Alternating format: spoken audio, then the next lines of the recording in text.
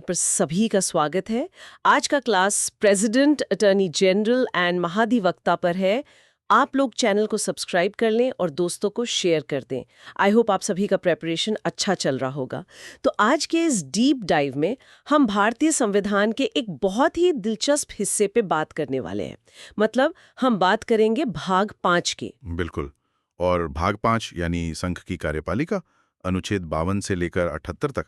ये टॉपिक ना एग्जाम के नजरिए से तो अहम है ही, पर वैसे भी ये बहुत दिलचस्प है। बहुत दिलचस्प है। सोचिए ना, एक ऐसा पद जिसके नाम पर देश का हर छोटा बड़ा फैसला लिया जाता है, सेना जिसके इशारे पर चलती है और जिसके दस्तखत के बिना कोई कानून नहीं बन सकता। हाँ, लेकिन फिर भी वो अपनी मर्जी से शायद एक पत्ता भी नहीं हिला सकते। एग्जैक्टली। भारतीय लोकतंत्र का सबसे ताकतवर दिखने वाला पद असल में सबसे ज्यादा बंधा हुआ क्यों है? आज हम इसी बात की गहराई में जाएंगे। हमारा फोकस 2 मेन पदों पर होगा, भारत के राष्ट्रपति और देश के सर्वोच्च विधि अधिकारी यानी महान्यायवादी, जिन्हें हम अटॉर्नी जनरल भी कहते हैं। देखिए, ये एक बेहद शानदार सफर होने वाला है, क्योंकि अक्सर हम मान लेते हैं ना कि शक्ति एक सीधी रेखा में चलती है, मतलब जिसका नाम सबसे ऊपर, ताकत उसी की। हाँ, आमतौर पर तो लोग यही सोचते हैं। लेकिन ऐसा है नहीं। संविधान निर्माताओं ने शक्तियों का जो ढांचा तैयार किया है, वो एक बहुत ही जटिल संस्थागत संतुलन है। हम आज जो प्रेजेंटेशन स्लाइड्स देखने वाले हैं, उनसे ये एकदम साफ हो जाएगा कि राष्ट्रपति या महान्यायवादी के पास क्या शक्तियां हैं और उन पर लगाम कैसे लगाई गई है। चलिए सीधे अपने दूसरी स्लाइड पर चलते हैं, जहां एक फ्लो चार्ट दिया गया है। ये फ्लो चार्ट संघ की कार्यपालिका को दिखाता है। इसमें सबसे ऊपर राष्ट्रपति हैं, फिर उनके नीचे उपराष्ट्रपति, प्रधानमंत्री, मंत्रिपरिषद और महान्यायवादी जुड़े हुए हैं। इसे देखकर मुझे नाम मात्र की शक्ति और वास्तविक शक्ति का फर्क याद आता है। मतलब अनुच्छेद 53 कहता है कि संघ की कार्यपालिका शक्ति राष्ट्रपति में निहित है। बिल्कुल सही। तो सुनकर ऐसा लगता है कि राष्ट्रपति ही पूरे सिस्टम के बॉस है, सब कुछ उन्हीं के नाम पर हो रहा है। दिखने में ये बिल्कुल ऐसा ही लगता है, लेकिन असली तस्वीर अनुच्छेद 74 साफ करता है। इसके मुताबिक राष्ट्रपति को सहायता और सलाह देने के लिए एक मंत्रिपरिषद होगी, जिसके प्रधानमंत्री होंगे। हाँ, और सबसे अहम बात यह है कि राष्ट्रपति इसी सलाह के अनुसार ही काम करेंगे, मतलब वो बाध्य हैं। तो ये तो कुछ ऐसा हो गया ना, जैसे कोई बहुत बड़ी कंपनी है, राष्ट्रपति उस कंपनी के मालिक हैं, सारा लेटरहेड उनके नाम से छपता है, लेकिन कंपनी का जो सीईओ है वो प्रधानमंत्री है और बोर्ड ऑफ डायरेक्टर्स हमारी मंत्री परिषद है। अरे वाह, ये बहुत ही सटीक एनालॉजी है। मतलब मालिक कंपनी में तभी कोई फैसला ले सकता है जब सीईओ और बोर्ड उसे ऐसा करने की सलाह दे। कार का मालिक कोई और है, लेकिन स्टीयरिंग व्हील किसी और के हाथ में है। एग्जैक्टली। संविधान ने वो स्टीयरिंग व्हील प्रधानमंत्री के नेतृत्व वाली मंत्रिपरिषद को दे दिया है। असली शक्तियां उन्हीं के पास हैं। अब जब हमने ये समझ लिया है कि असली और प्रतीकात्मक शक्ति में क्या फर्क है, तो एक बहुत ही स्वाभाविक सा सवाल मेरे दिमाग में आ रहा है। हाँ, बताइए। जब राष्ट्रपति के पास इतनी बड़ी प्रतीकात्मक सत्ता है, तो इस कुर्सी तक कोई पहुंचता कैसे है? मतलब उनके चुनाव की प्रक्रिया क्या है? तो इसके लिए हमें स्लाइड 3 देखनी होगी। ये हमें अनुच्छेद 54 और 55 की ओर ले जाती है। यहाँ बात होती है निर्वाचक मंडल की, जिसे हम इलेक्टोरल कॉलेज कहते हैं। अच्छा। देखिए, राष्ट्रपति का चुनाव सीधे जनता नहीं करती। ये आनुपातिक प्रतिनिधित्व और एकल संक्रमणीय मत प्रणाली द्वारा होता है, वो भी गुप्त मतदान से। ये स्लाइड 3 में बहुत अच्छे से हरे टिक और लाल क्रॉस से समझाया गया है। हरे टिक का मतलब है कि कौन वोट दे सकता है, राइट? बिल्कुल। इस निर्वाचक मंडल में सिर्फ निर्वाचित सदस्य ही भाग लेते हैं। संसद के दोनों सदनों, लोकसभा और राज्यसभा के निर्वाचित सदस्य, और राज्यों की विधानसभाओं के भी। हाँ, सभी राज्यों की विधानसभाओं के निर्वाचित सदस्य। और एक अहम बात, 70वें संविधान संशोधन के बाद से दिल्ली और पुडुचेरी विधानसभाओं के निर्वाचित सदस्य भी इसमें हिस्सा लेते हैं। तो यहाँ मैं 1 मिनट रुकना चाहूंगी। आपने बार बार निर्वाचित सदस्य पर बहुत जोर दिया है, तो जो लाल क्रॉस है वो मनोनीत सदस्यों पर है। बिल्कुल, नॉमिनेटेड मेंबर्स वोट नहीं कर सकते। पर ऐसा भेदभाव क्यों? मतलब जिन राज्यों में विधान परिषदें हैं, उनके सदस्य भी वोट नहीं कर सकते और कला या विज्ञान से मनोनीत सांसद भी नहीं। अगर राष्ट्रपति पूरे देश के मुखिया हैं, तो उन्हें बाहर रखना लोकतांत्रिक कैसे है? ये बहुत ही लॉजिकल सवाल है और इसका जवाब ना निष्पक्षता में छिपा है।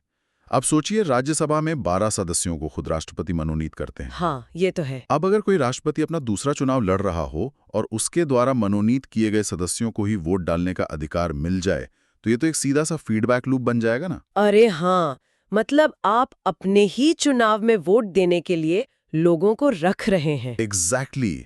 इसीलिए चुनाव को किसी भी तरह के पक्षपात से बचाने के लिए केवल जनता द्वारा चुने गए प्रतिनिधियों को ही वोटिंग का अधिकार दिया गया है। क्या बात है, संविधान निर्माता हर उस छेद को बंद कर रहे थे जहां से भ्रष्टाचार अंदर आ सकता था। अब ये तो साफ हो गया कि वोट कौन देगा, लेकिन चौथी स्लाइड देखकर मेरे मन में एक सवाल है, चुनाव लड़ कौन सकता है? हाँ, अनुच्छेद 58 इसकी अर्हताएं या शर्तें बताता है। जैसे भारत का नागरिक होना, 35 वर्ष की आयु पूरी करना, लोकसभा सदस्य बनने की योग्यता रखना और किसी लाभ के पद पर न होना। बिल्कुल, ये वो 4 मुख्य स्तंभ हैं। पर सब मेरा सवाल ये है कि भारत की आबादी तो बहुत ज्यादा है। 35 साल से ऊपर के लाखों लोग हैं जो नागरिक हैं और किसी ऑफिस ऑफ प्रॉफिट पर भी नहीं है। तो क्या कोई भी व्यक्ति सिर्फ मजे के लिए या अखबार में नाम छपवाने के लिए राष्ट्रपति का चुनाव लड़ सकता है? नहीं नहीं, ऐसा बिल्कुल नहीं है। इसे रोकने के लिए एक बहुत ही मजबूत फिल्टर लगाया गया है। अच्छा, वो फिल्टर क्या है? देखिए, सिर्फ योग्यता होना काफी नहीं है। आपको कम से कम 50 प्रस्तावक चाहिए और 50 अनुमोदक चाहिए। मतलब इलेक्टोरल कॉलेज के 100 सदस्यों का समर्थन? हाँ, 100 विधायकों या सांसदों का समर्थन नामांकन के समय ही चाहिए होता है। कोई आम इंसान ऐसे ही 100 सांसदों को नहीं जुटा सकता। और इसके अलावा आरबीआई में 15,000 रुपए की जमानत राशि भी जमा करनी होती है। बस 15,000? अगर कोई 100 सांसदों को मना सकता है तो 15,000 रुपए तो बहुत छोटी रकम है ना। इसे इतना कम क्यों रखा गया है? क्योंकि यहाँ महत्व पैसों का नहीं है, इसके पीछे छिपे राजनीतिक अपमान का है। अच्छा, वो कैसे? नियम यह है कि अगर उम्मीदवार को कुल डाले गए वैध मतों का 1/6 भाग यानी 1/6 नहीं मिलता, तो ये जमानत राशि जब्त हो जाती है। ओह, जिसे हम जमानत जब्त होना कहते हैं। बिल्कुल। और राजनीति में ये एक बहुत बड़ा कलंक माना जाता है कि कोई नेता अपनी जमानत भी नहीं बचा सका। तो ये डर और 100 प्रस्तावकों की शर्त दोनों मिलकर गैर गंभीर लोगों को दूर रखते हैं। समझ गई, काफी सॉलिड फिल्टर है। तो चलिए, हमने एक बेहद सुरक्षित तरीके से देश का मुखिया चुन लिया, पर अगर ये मुखिया संविधान के खिलाफ जाने लगे तो क्या इन्हें कुर्सी से हटाया जा सकता है? हाँ, और यहीं से हमारी 5वीं स्लाइड शुरू होती है, महाभियोग की प्रक्रिया यानी इम्पीचमेंट। अनुच्छेद 61। राइट। एकदम सही। लेकिन इसमें एक बहुत बड़ी शर्त है।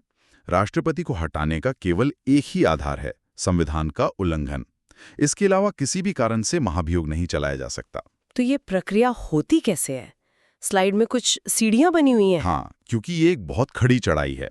पहली सीढ़ी है प्रस्ताव लाना, जो किसी भी सदन में लाया जा सकता है, लेकिन इसके लिए 14 दिन की पूर्व सूचना देनी होती है और सदन के कम से कम 1/4 सदस्यों के हस्ताक्षर होने चाहिए।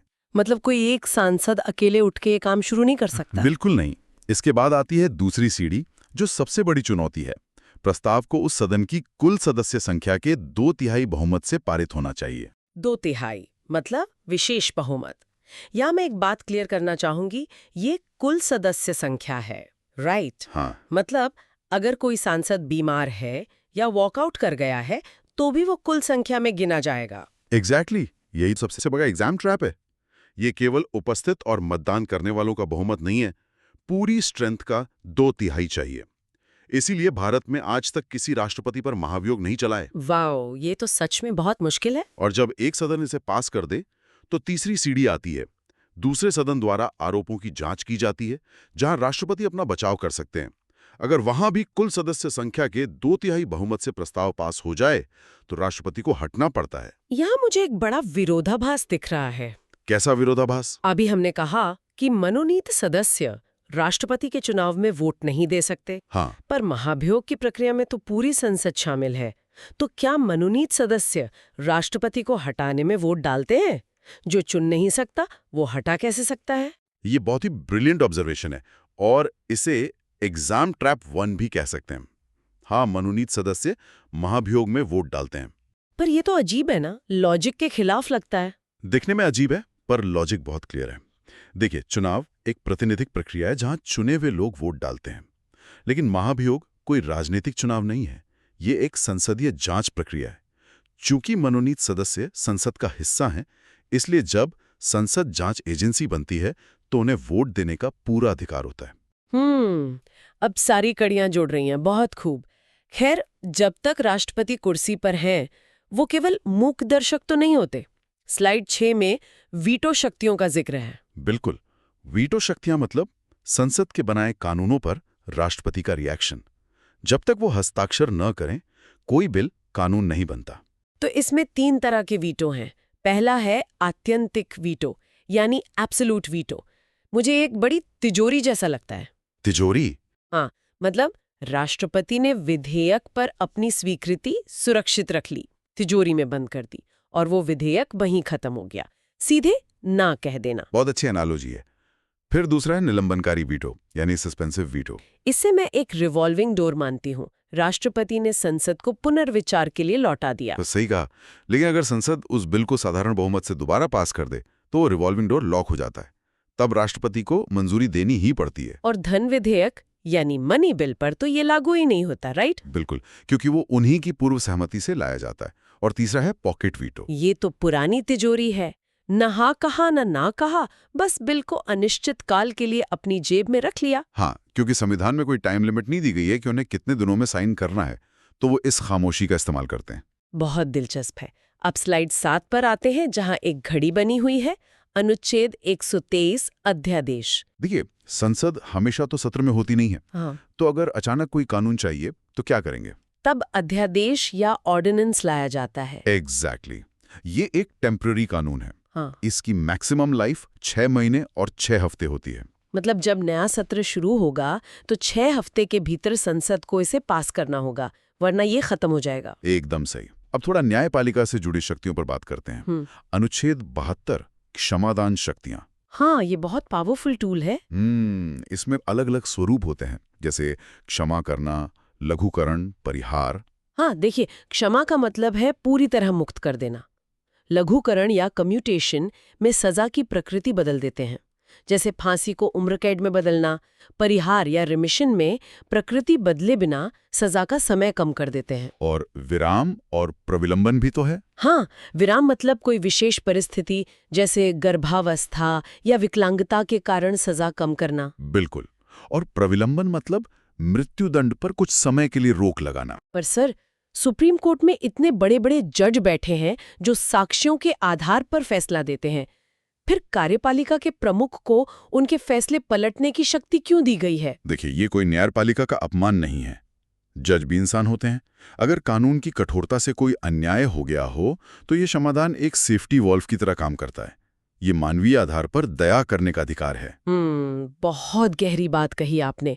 अब क्षमादान तो किसी एक व्यक्ति के लिए है, पर अगर पूरे देश पर संकट आ जाए तो स्लाइड 8 में हमारे पास 3 बड़े लाल बटन हैं। आपातकालीन शक्तियां। हाँ, पहला लाल बटन है अनुच्छेद 352 राष्ट्रीय आपातकाल, जब युद्ध, बाह्य आक्रमण या सशस्त्र विद्रोह हो। दूसरा है अनुच्छेद 356 और 365 राष्ट्रपति शासन, जो राज्यों में संवैधानिक तंत्र विफल होने पर लगता है। और तीसरा बटन वित्तीय आपातकाल, अनुच्छेद 360। पर इसके बारे में एक बड़ी राहत की बात यह है ना कि भारत में आज तक ये कभी इस्तेमाल नहीं हुआ है। बिल्कुल, 1991 के आर्थिक संकट में भी नहीं। ये हमारी आर्थिक मजबूती का बहुत बड़ा प्रतीक है। सच में। तो ये तो हुई कार्यपालिका के प्रमुख की बात। अब हम स्लाइड 9 की तरफ बढ़ते हैं। सरकार रोज बड़े बड़े फैसले लेती है। अगर उन फैसलों को अदालत में चुनौती दी जाए तो सरकार का बचाव कौन करता है? यही एंट्री होती है अनुच्छेद 76 की, महान न्यायवादी यानी अटॉर्नी जनरल ऑफ इंडिया, जो न्याय के तराजू के साथ स्लाइड 9 में दिखाए गए हैं। देश के सर्वोच्च विधि अधिकारी। बिल्कुल। इनकी नियुक्ति राष्ट्रपति करते हैं मंत्रिमंडल की सलाह पर, और इनकी योग्यता ना सुप्रीम कोर्ट के जज के बराबर होनी चाहिए। अब स्लाइड 10 और 11 पर आते हैं। यहाँ इनके अधिकार और सीमाएं दी गई हैं, और यहाँ एक बहुत बड़ा विरोधाभास है जो मुझे हमेशा खटकता है। वो क्या? देखिए, अनुच्छेद 88 कहता है कि महान्यायवादी संसद के किसी भी सदन की कार्यवाही में भाग ले सकते हैं, बोल सकते हैं। मतलब एक व्यक्ति जो चुनाव जीतकर नहीं आया, वो देश की सर्वोच्च लोकतांत्रिक संस्था में बैठ रहा है। ये सवाल अक्सर उठता है, पर इसका कारण व्यवहारिक है। जब संसद में कोई मुश्किल कानूनी बिल आता है तो सांसदों को कानूनी मार्गदर्शन चाहिए होता है। महान्यायवादी वहां राजनीति करने नहीं बल्कि कानूनी सलाह देने जाते हैं। अच्छा, मान लीजिए बहस के बाद वोटिंग की नौबत आ जाए, तो क्या वो वोट डाल सकते हैं? बिल्कुल नहीं। यही सबसे बड़ा एग्जाम ट्रैप है। अनुच्छेद 88 उन्हें बोलने का अधिकार देता है पर वोट देने का नहीं। तो ये एक बहुत स्पष्ट सीमा है। इसके अलावा एक मिथबस्टर भी तो है। महान्यायवादी कोई फुल टाइम सरकारी कर्मचारी नहीं होते, राइट? एकदम सही। इसी वजह से वो अपनी प्राइवेट प्रैक्टिस कर सकते हैं। पर इसमें तो कॉन्फ्लिक्ट ऑफ इंटरेस्ट हो सकता है ना? सरकार के राज प्राइवेट क्लाइंट्स के पास जा सकते हैं। इसी खतरे को रोकने के लिए पाबंदियां लगाई गई हैं। वो भारत सरकार के खिलाफ न तो कोई सलाह दे सकते हैं न केस लड़ सकते हैं, और सरकार की अनुमति के बिना न किसी आपराधिक केस में बचाव कर सकते हैं न किसी कंपनी के डायरेक्टर बन सकते हैं। महाधिवक्ता या एडवोकेट जनरल होता है। तो ये एक सीधी तुलना है। केंद्र में महान्यायवादी को राष्ट्रपति नियुक्त करते हैं, राज्य में राज्यपाल। महान्यायवादी के लिए सुप्रीम कोर्ट के जज की योग्यता चाहिए, महाधिवक्ता के लिए हाई कोर्ट के जज की। बिल्कुल, दोनों अपनी सरकार को कानूनी ढाल देते हैं। पर स्लाइड 13 में एक पिरामिड बना है और एक और नाम है सॉलिसिटर जनरल। लोग अक्सर महान्यायवादी और सॉलिसिटर जनरल में कंफ्यूज हो जाते हैं। हाँ, लोगों को लगता है कि ये एक ही स्तर के पद हैं, पर पिरामिड में महान्यायवादी सबसे ऊपर है। चूंकि केंद्र सरकार के पास बहुत सारे केस होते हैं, इसलिए महान्यायवादी की मदद के लिए एक सॉलिसिटर जनरल और कई अतिरिक्त सॉलिसिटर जनरल होते हैं। और सबसे मजे की बात यह है कि सॉलिसिटर जनरल का संविधान में कहीं कोई जिक्र नहीं है। एग्जैक्टली, महान्यायवादी एक संवैधानिक पद है, जबकि सॉलिसिटर जनरल सिर्फ एक वैधानिक या स्टैट्यूटरी पद है जिसे संसद ने कानून बनाकर बनाया है। वाह! तो अगर हम आज की इस पूरी चर्चा को समेटें तो एक बात साफ है, भारतीय संविधान ने शक्तियों का क्या ही शानदार संतुलन बनाया है। बिल्कुल, एक तरफ राष्ट्रपति हैं जो सर्वोच्च पद पर हैं लेकिन मंत्रिपरिषद की सलाह पर काम करते हैं, और दूसरी तरफ महान्यायवादी हैं जो सरकार की कानूनी ढाल है पर संसद में वोट नहीं दे सकते। हर ताकत के साथ एक चेक एंड बैलेंस है। बहुत ही खूबसूरती से बुना गया ढांचा है ये। तो इसी चेक एंड बैलेंस पर मैं श्रोताओं के लिए एक विचार छोड़ना चाहती हूँ। हमने देखा कि अनुच्छेद 74 के तहत राष्ट्रपति मंत्रिपरिषद की सलाह मानने के लिए बाध्य है। हाँ बिल्कुल। लेकिन दूसरी तरफ अनुच्छेद 60 के तहत वो संविधान के संरक्षण की शपथ लेते हैं। तो जरा सोचिए, अगर कभी मंत्रिपरिषद की सलाह ही संविधान के मूल सिद्धांतों से टकराने लगे, तो एक नाम मात्र के मुखिया की अंतरात्मा उन्हें किस दिशा में ले जाएगी? ये तो सच में एक बहुत ही गहरा और विरोधाभासी सवाल है। क्या वो सरकार की बात मानेंगे या अपनी शपथ का पालन करेंगे? ये वो सवाल है जो कागज पर लिखी शक्तियों से परे है। बिल्कुल, और यही यूपीएससी की असली तैयारी है, जहां आपको सिर्फ तथ्य नहीं बल्कि इन परिस्थितियों का विश्लेषण करना होता है। तो आज की इस गहरी चर्चा को हम यहीं विराम देते हैं। मेहनत कभी बेकार नहीं जाती, बस सही दिशा में प्रयास करते रहें। आप सभी की सफलता की कामना करता हूं।